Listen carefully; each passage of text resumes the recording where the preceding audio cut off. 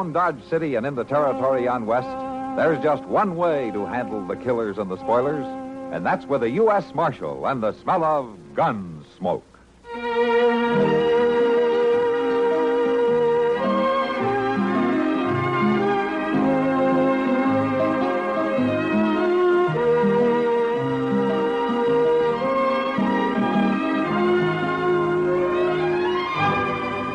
Gunsmoke, starring William Conrad, the story of the violence that moved west with young America, and the story of a man who moved with it. I'm that man, Matt Dillon, United States Marshal. The first man they look for and the last they want to meet. It's a chancy job, and it makes a man watchful and a little lonely.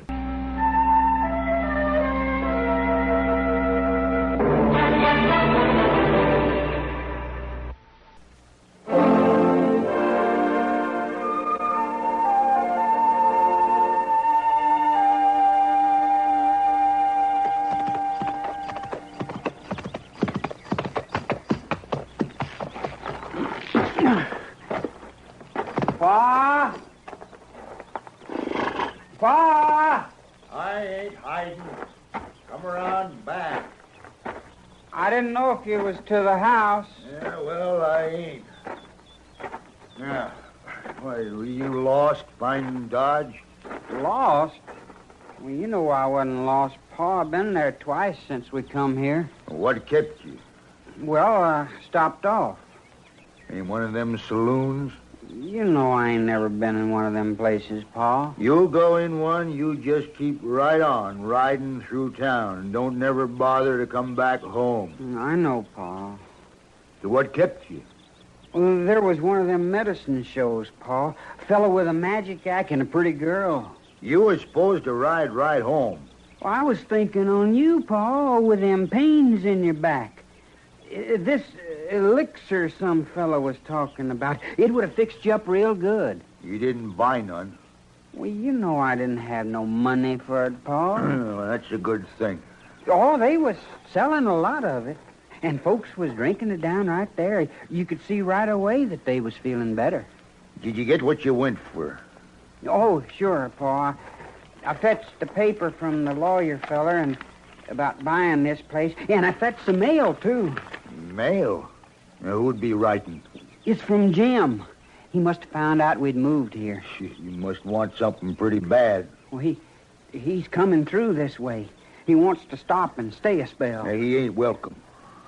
Jim's your boy, same as me. Not anymore, he ain't. Well, you ain't seen him in 3 years. That was his doing, not mine. Him and his fancy manners and his fancy women. He didn't belong around his home no more. Well, I'd kind of like to see Jim again, Pa. Well, you ain't going to do it. Your brother's gone bad, Ruth. Mean. Fancy bad. He didn't come when your ma lay dying, and he ain't coming here whilst I live. Now, you got that straight? Yes, Pa. All right, then. Come help me with this stock and try to do something right for once.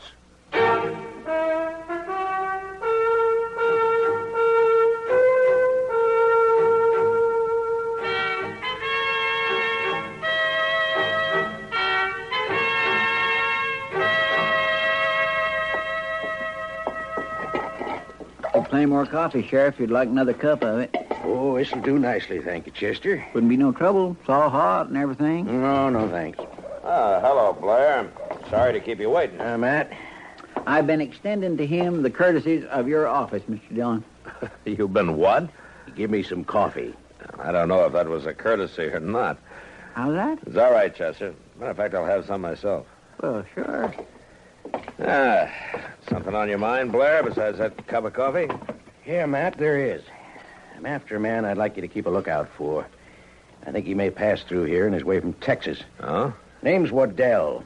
Jim Waddell. Here's your coffee, Mr. Dillon. Oh, thanks, Chester. What's he done? Just about everything, but I want him for murder. You got a circular on him? No, there isn't one out yet. Uh-huh. What does he look like? He doesn't look like the kind who gets in trouble. He's a slick one. Never carries a gun, dresses like a dude. Does he act like one? Yeah, he's a soft-spoken fella. Fancy-mannered, especially with the ladies. Well, he shouldn't be too hard to spot if he comes through a place like Dodge. Maybe not, but I'd be careful with him. No? He likes to do his killing with a knife, and he don't care much whether it's a man or woman. Well, I'll keep an eye out for him, Blair. Yeah, if you spot him, will you lock him up till I can come get him? Yeah, I'll let you know if I do.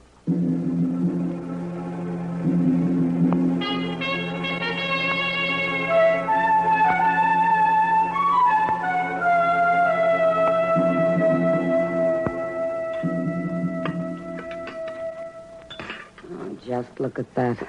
Look at what? The plate full of leftovers they serve you for stew. I don't know, Kitty. Tastes pretty good to me. Everything tastes good to you. Well, food's food, you know. That's the trouble with this town. What, the food? The food and everything in it, including the people. Ah. Somebody been giving you trouble? Oh, no. Isn't anybody in particular. It's just everybody. That's taking in a lot of territory, isn't it?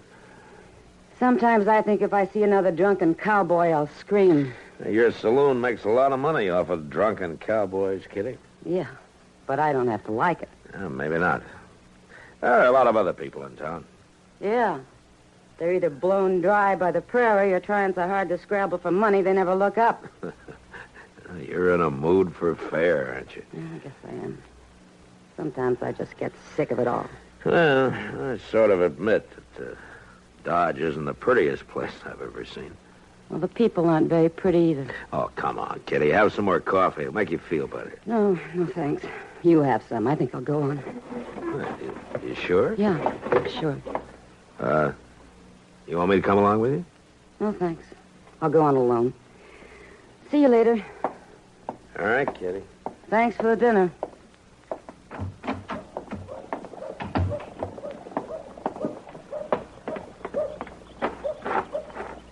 Oh, hello, Miss Kitty.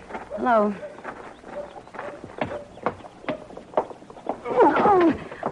Beg your pardon. You could at least look where you're going. Did I hurt you, ma'am? Oh, no, you didn't hurt me. I certainly am relieved to hear that. My purse. I'll get it. Here you are, ma'am. And if there's any damage, I'll be glad to buy you a new one. Well, no, it isn't really hurt. You be sure now. It was right clumsy of me bumping into a lady like that. Well, it could happen to anyone. You're new in Dodge, aren't you? Why, yes, ma'am. Jack Norman, at your service. Well, I don't know where you came from, Mr. Norman, but you sure don't act like the men around this town. They'd bump into you without even noticing. I find it hard to believe anyone wouldn't notice you, ma'am. No, sir, Mr. Norman. You don't act like anybody I know.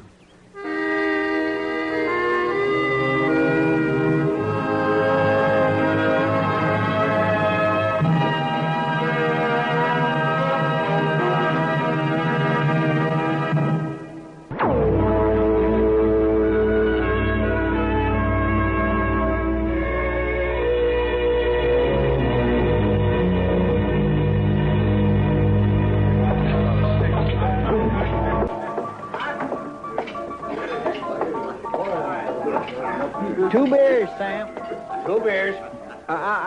It's my turn to buy, Mr. Dillon. All right, Chester, get your money up. I got it right here.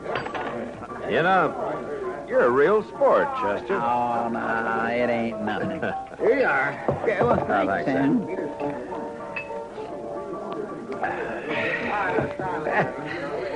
Well, I declare, Mr. Dillon, on a hot day, a glass of beer tastes almost as good as a cup of my coffee. Yeah. That was a sort of a joke, Mr. Dillon. That was.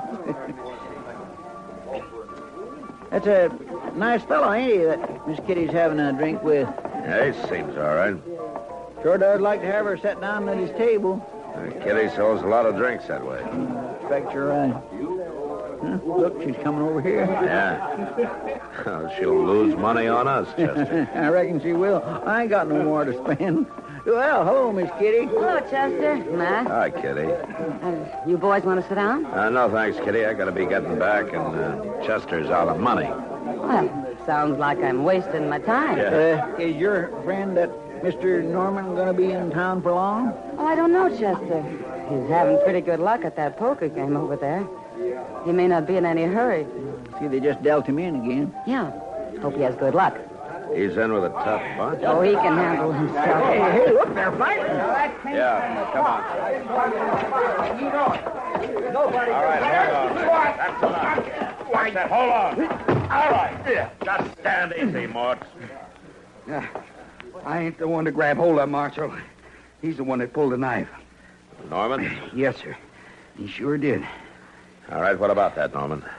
Man has to protect his interests, Marshal. It was a crooked deal. There's nothing dirtier than a knife fighter. I'll take your knife. It won't be necessary, Marshal. I won't hurt him. I said I'll take the knife. I don't think... Now. Yeah, that's better. Now, do you always carry a knife, Norman? I don't like guns, Marshal Dillon. I see. You been in Texas lately? Yes, I have. I'm on my way from there now. Now, where are you headed? Well, I haven't made up my mind. Just sort of going from town to town, taking it as it comes. With your knife handy, huh? Well, now, Marshal, a man has to protect himself. Have you ever killed anybody with that knife? It was necessary once, Marshal. Like I said, a man needs protection. Yeah. Well, so does the law. How's that? I'm going to lock you up for a couple of days. For getting into a fight? I didn't hurt anybody. Move.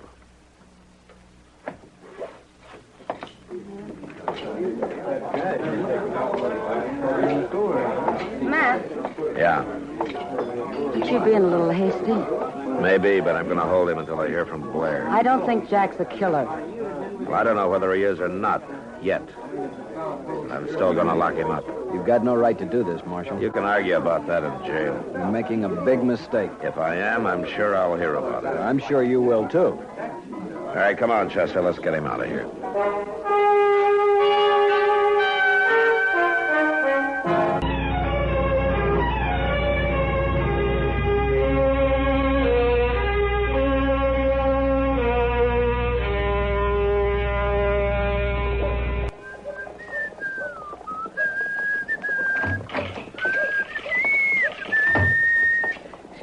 Oh, here you are. Was there a telegram for you, Mr. Dillon? Uh-huh. Does Sheriff Blair think he's the right fellow? Yeah, everything matches up but his name. Well, it could change that easy, no? Yeah. I know one thing. I'll be glad to be rid of him one way or the other. He seems quiet enough when I'm around, Chester. Is he causing you trouble? Oh, it ain't what he does, Mr. Dillon. It ain't even what he says. It's more the way he says it. Yeah, he's a smooth talker, all right. More like a smart aleck, my way of thinking. Matt, Hello, Kitty. Thanks, Kitty. did you find out anything about Jack Norman? Yeah, we... Mr. Dillon just got a telegraph about him. Sheriff claims he's the right one, all right. Well, it's about time he came and made certain, isn't it? Well, he can't start for a day or two. He's got something to tend to in Wichita. So Norman sits in jail while Sheriff Blair takes his time. Well, Kitty, there isn't anything I can do about it. Maybe not, but you had to arrest him in the first place. Yeah. Come on, Chester, before Kitty takes over my office. Sometimes I think I could do a better job of it. My. Well, man, she's kind of all fizzed up, ain't she?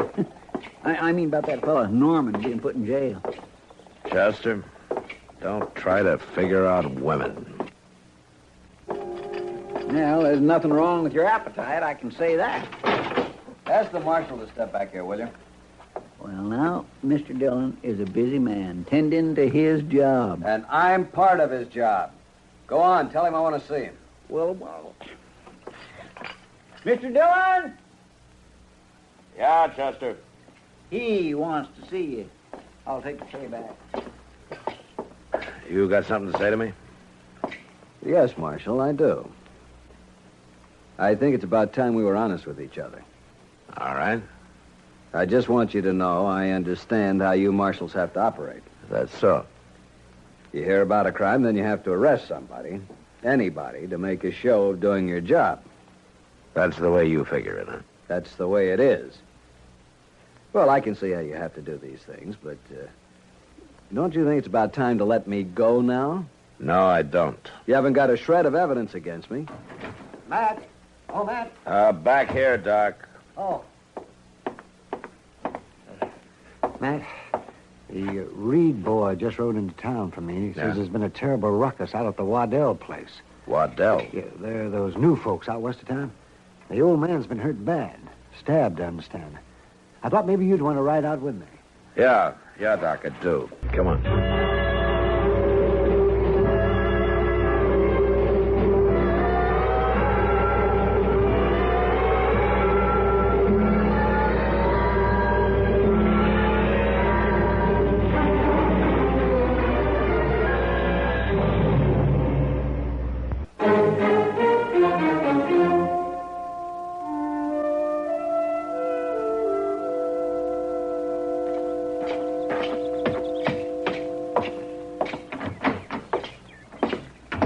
Oh, good. You got the water.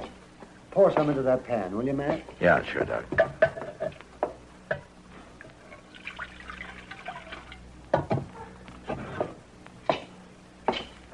Now, here you are. Oh, thank you. Now, just hold his head up a little bit. Uh-huh. Easy. Easy now. We'll fix it. Who did this, Waddell? Can you tell me who did it? I should have known. I never thought that me, his own pa. Will you tell me about it? Jim, my boy, he wanted to hide here in the house. And you wouldn't let him, huh? We ain't got much, Marshal, but we abide by the law. I told him to go. Well, then what happened? Well, he was trying to get in the door, and I wouldn't let him. He cut me, knifed his own paw. Where did he go, Mr. Waddell? He made Roof go with him. Poor, slow Roof. Jim will kill him, Marshal. Can you tell me where he went? Just try and tell me that. I'm not sure. Loaded horses with supplies. He could have doubled back toward Texas. All right. We'll find him. No, don't want no harm to come to Roof. He ain't bright. But he's a good boy. And Jim will kill him. Well, maybe I can stop that, Mr. Waddell.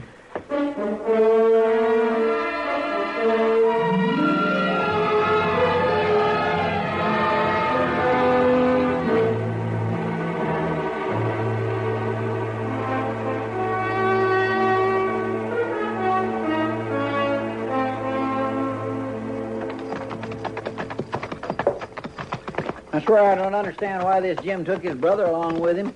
You'd think he'd have finished him off long as his paw. Well, he figures to use him some way, Chester. Well, maybe, but you'd think that anyhow... Never mind, Chester. Just keep your eye on that shack up ahead. You figure they might be up there? They might be anywhere.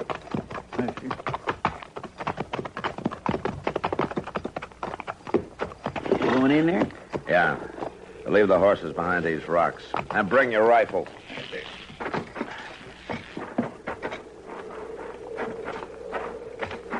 Now we'll head for the side. Get down. Guess we found him. Yeah. Just stay low. Don't come any closer. I'm a U.S. Marshal, Waddell. There are two of us. Well, I'm honored, Marshal. You have a better chance if you give yourself up. Can't quite see that, Marshal. We can wait you out, Waddell. No. No, I don't think so. Look, he's opening the door. There are two of us, too. Roof. And the door. Mr. Dunk, he's standing there without no gun or nothing. Now, that's the other one. Waddell, your brother's an innocent man. No use letting him get hurt. I hoped you'd feel that way, Marshal. Roof won't get hurt as long as you let me move freely. You understand? It won't work, Waddell. Be your fault if it doesn't. I'm moving out of here now. Roof in front of me. I'm coming for your horses. You make any move, I'll have to shoot Roof. You'll do it, too, Mr. Dillon. Yeah, don't shoot, Chester. Glad to see you have good judgment, Marshal. You just walk steady, Ruth. My God, Marshal! You stupid kid! Jim shot him. Cover me, Chester. Don't come any closer, Marshal.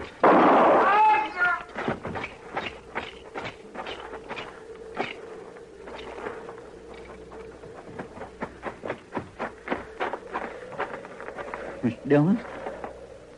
Well, I didn't mean to kill him. I just... It's all right, Chester. You did fine. Get your canteen. Yes, sir.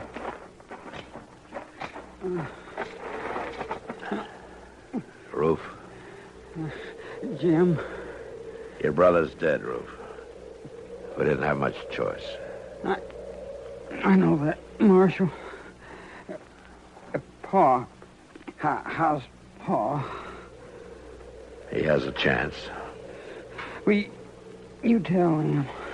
Tell him what? You tell him. I stopped him. Sure, Roof, sure. I had done much for Pa that he thought was right. But you tell him. You tell him I stopped Jim. No, that was right, Marshal, wasn't it? That was right, Roof. Will you tell Paul?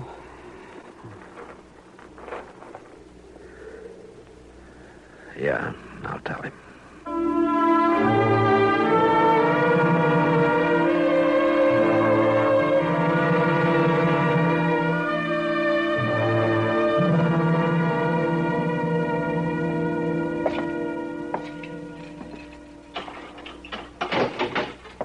All right, Norman, you can go. About time. I'm sorry. I was wrong about you. I know. You're sorry, but I've been sitting in this cell for a week. Wasted a lot of my time. Well, don't let me waste any more of it, then. You gotta figure a small-town lawman doesn't know any better. All right, go on. Get out of here. It's my pleasure. My pleasure, Marshal.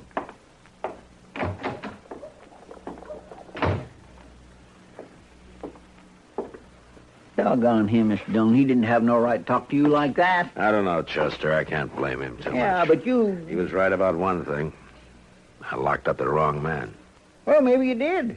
But you got the right man, too, didn't you? Yeah, with his brother's help, I got him. People's a bunch of smart Alex. They ain't got no notion of what it takes to be a lawman. Tracking and trailing and risking life and limb for folks that don't appreciate it and half the time don't even deserve it. They make me sick, that's what they do. Doggone them. Mr. Dillon, I'd be proud to buy you a beer. Well, thank you, Chester. I'd like that. I like that a lot.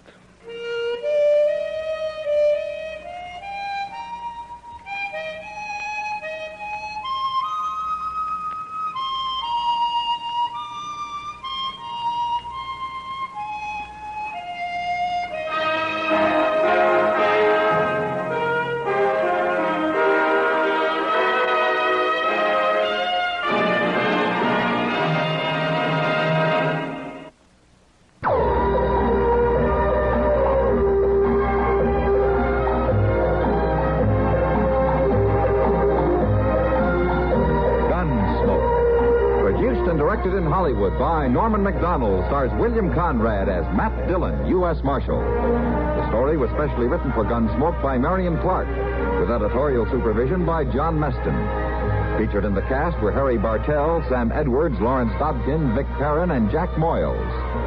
Parley Bear is Chester, Howard McNear is Doc, and Georgia Ellis is Kitty.